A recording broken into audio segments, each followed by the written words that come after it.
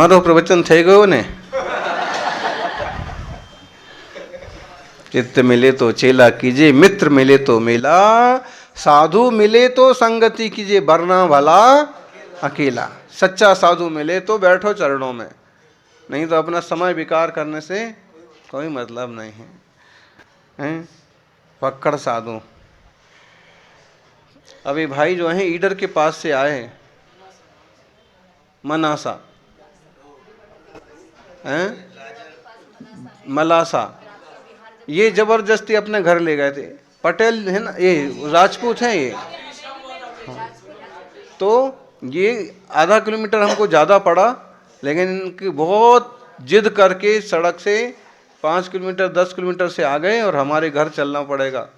तो रजवाड़ा था बड़ा, तो फिर वहाँ पर उनके घर में रात्रि विश्राम हुआ। तो सवेरे विहार, फिर पूरे पैदल तब भी चलते रहे, और उसके बाद 10 बार आ गए होंगे अभी तक दर्शन को। मतलब जैन साधु को लोग बांध देते हैं कि जैनों के, जैन साधु मतलब जन जन के साधु, तीर्थंकर क्षत्रिय, तीर्थंकरों के शिष्य ब्राह्मण क्षत्रिय वैश्य सब ऐसा। तो ये जिन धर्म जन धर्म। वरम संयतता प्राप्ता निंदा संयम साधनी, न तो संयतता पूजा शील संयम नाशनी। सुन लो शांतनु, कोई मुनि महाराज आपको डांटेंगे तो आपको कैसा लगेगा? बुरा लगेगा ना? नहीं लगेगा?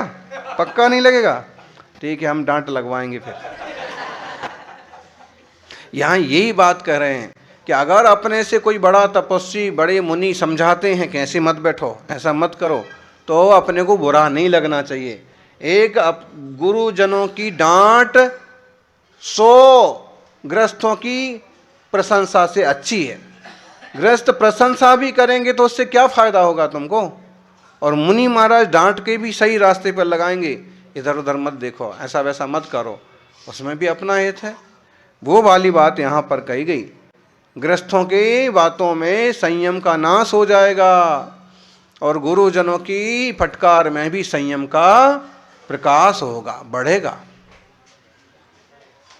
क्या हुआ, डांट लग गई क्या?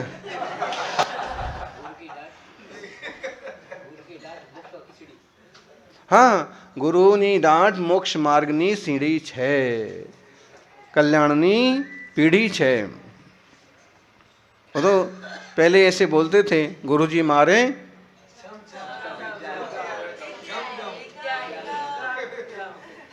तो अब मारने का तो काम खत्म हो गया।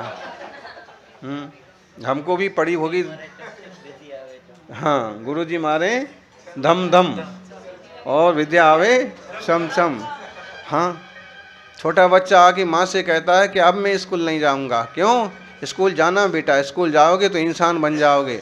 तो कहता आप इंसान बनने के लिए भेजते हो, गुरुजी हमें मुर्गा बना देते हैं। तो पढ़ के नहीं जाना, होमवर्क नहीं करके जाए तो मुर्गा बना देते। तो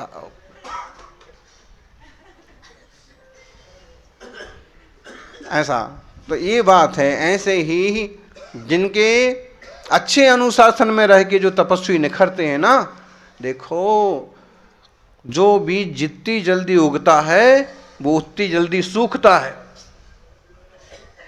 सुरेश जी, गेहूं बहुत जल्दी उग जाएगा, ज्वार बहुत जल्दी उग जाएगी, सूख भी जाएगी 3-4 महीने में, फिर खाओ पियो खत्म।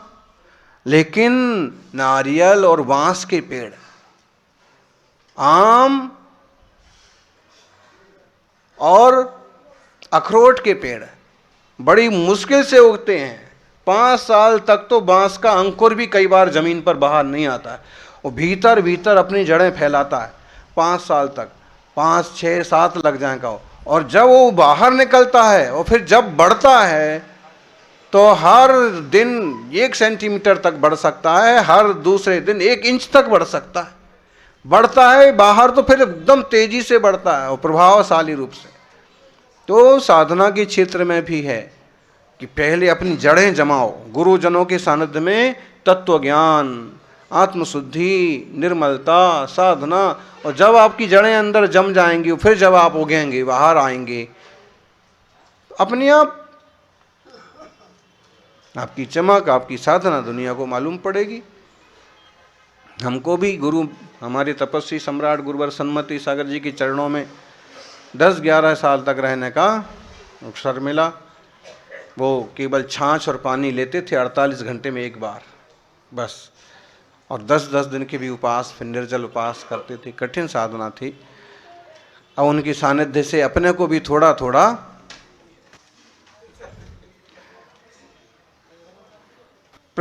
तो जो है गुण दोषौ प्रजायेते संसर्ग बस तो यतः संसर्ग पावनः कार्यो विमुच्य पावनम ततः। क्या बढ़िया बोले, गुण और दोष संगति से आते हैं, इसलिए अच्छे संसर्ग को करो। अच्छे संसर्ग को करने से गुण बढ़ते हैं, बुरे संसर्ग को छोड़ो, बुरी संगति करने से गुण सूख जाते हैं। एक बहुत सुंदर दोहा है, संगति ही गुण उपजे संगति ही गुण जाए, बांस फांस और मीसरी एक ही भाव भिकाए। संगति से ही गुण आते हैं और संगति से ही गुण चले जाते हैं। क्या समझे त्रिलोक जी?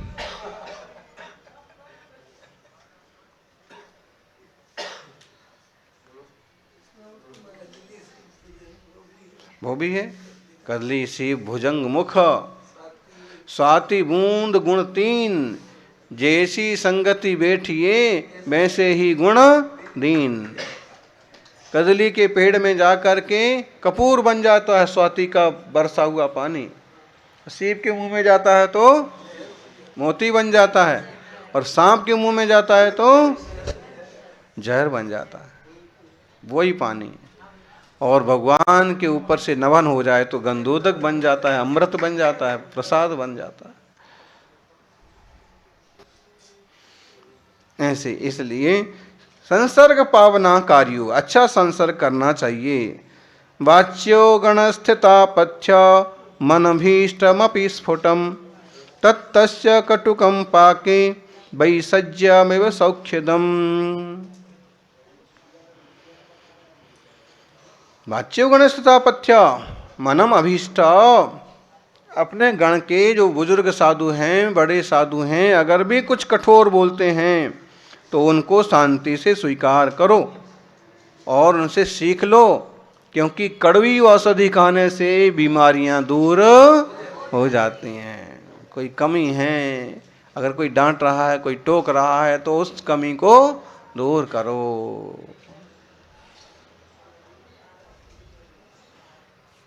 क्या समझे दिल्ली वाले? आपको कोई नहीं डांटता? अब आप इतने मतलब पहले ही इतने, आपको कौन डांटे बताओ? तो देखो, छोटों से भी इस बात का डर तो होना चाहिए कि अगर हम कुछ कमी करेंगे और ये बोलेंगे तो कैसा लगेगा। तो इस टाइप का छोटों से भी एक थोड़ा सा लिहाज होता है। वो बड़ों का लिहाज होता है छोटों को कि बड़े भाई साहब खड़े हैं तो अपने को ऐसा नहीं करना, और कई बार बड़ों को भी छोटे का रखना पड़ता है कि अगर हम ऐसा करेंगे तो ये क्या करेंगे। फिर पाँव में हमको चोट लगी तो हमने इसमें किसी ने वो बांध दिया पट्टी, हाँ, तो हमारे तो एक ही पाँव में बंधी। एक दूसरे महाराज आ गए 2 पट्टियां लेके कि हम दोनों में बांध लें, तो फिर हमने उसको छोड़ ही दिया कि अपन एक बांधेंगे तो ये दोनों में बांधेंगे।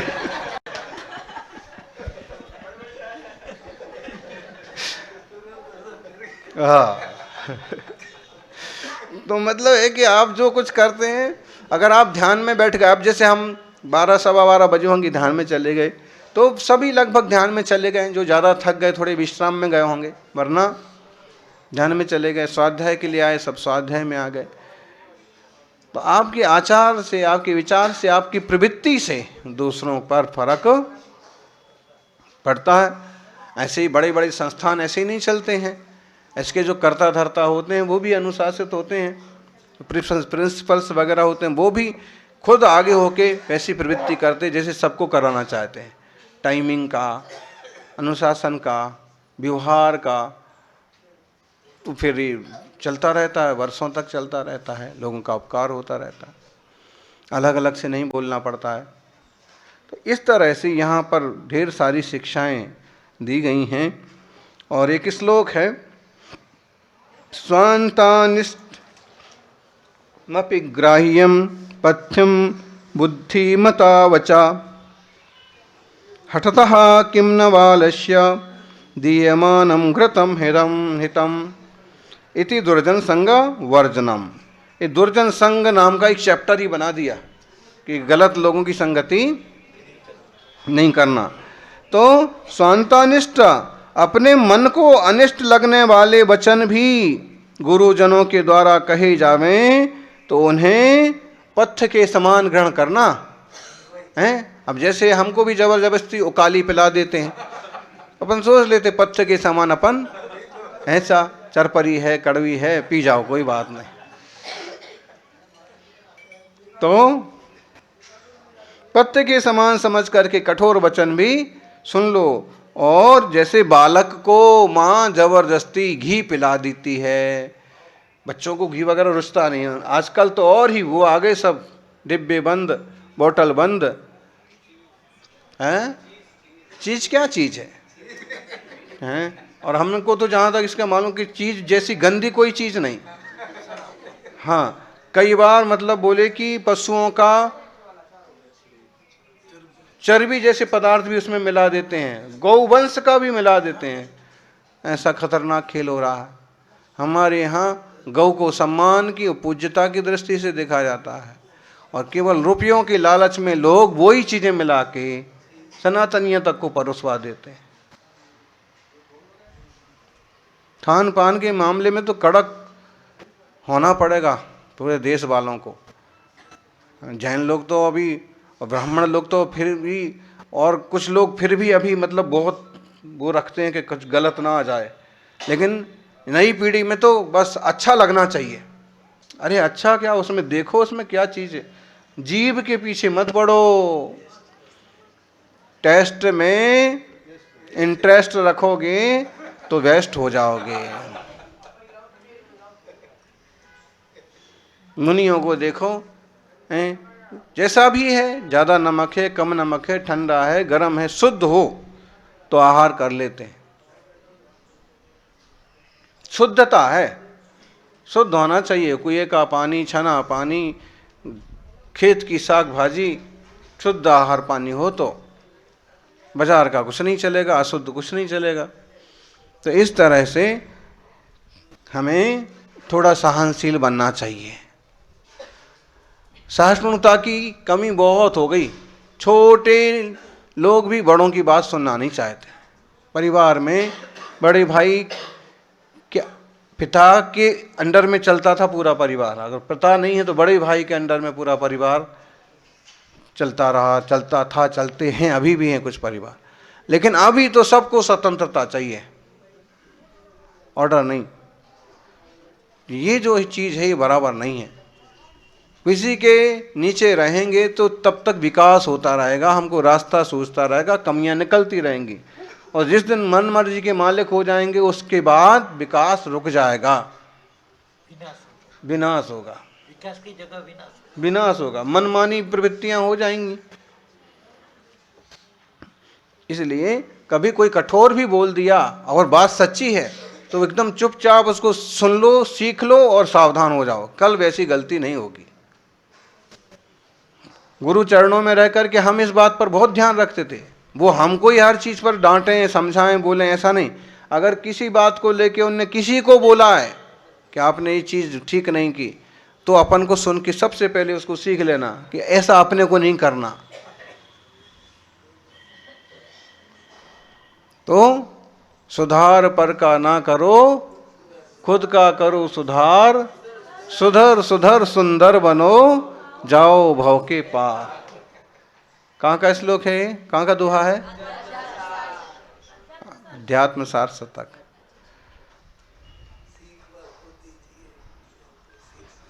सीखे बाको दीजिए, जाको सीख सुहाए।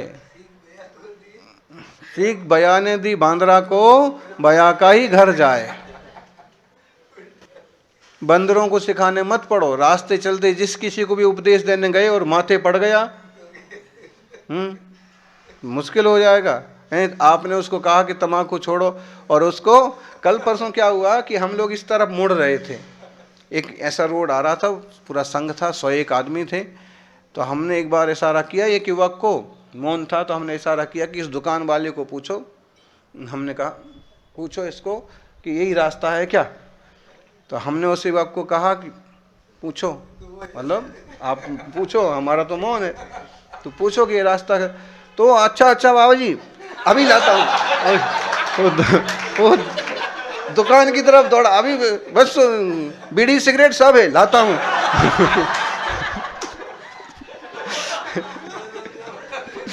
अरे भाई दूसरी बार पानी मुंह में नहीं डालना, बीड़ी सिगरेट की बात कर रहे तुम। फिर उस युवक ने उससे रास्ता तो क्या पूछा, उसको समझाने ही में लग गया कि भैया ये नहीं कह रहा है कि बीड़ी सिगरेट चाहिए, महाराज जी ये पूछ रहा है कि ये रास्ता बराबर है क्या, इधर ही से जाना है।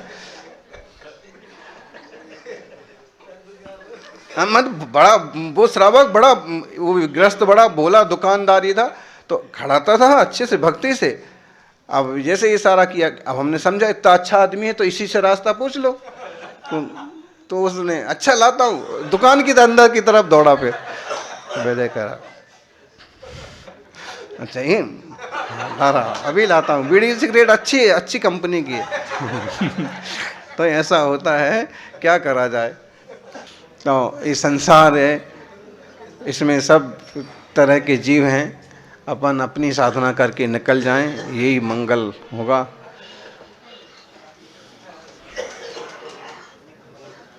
आज का अच्छा समय निकल गया, प्रशस्त स्थान है, अब क्या कहेंगे इनका, हैं नानजी भाई ने ये स्थान भी ऐसा चुना, एकदम यहाँ बैठे तो आपको गिरनार की 5 टोंक 4 टोंक तो दिख ही जाते हैं, छत पर जाएंगे तो यहाँ की भूमि यूं ही प्रशस्त है।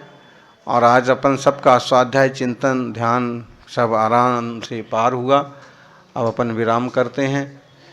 जय बोलिए 24 तीर्थंकर भगवान की।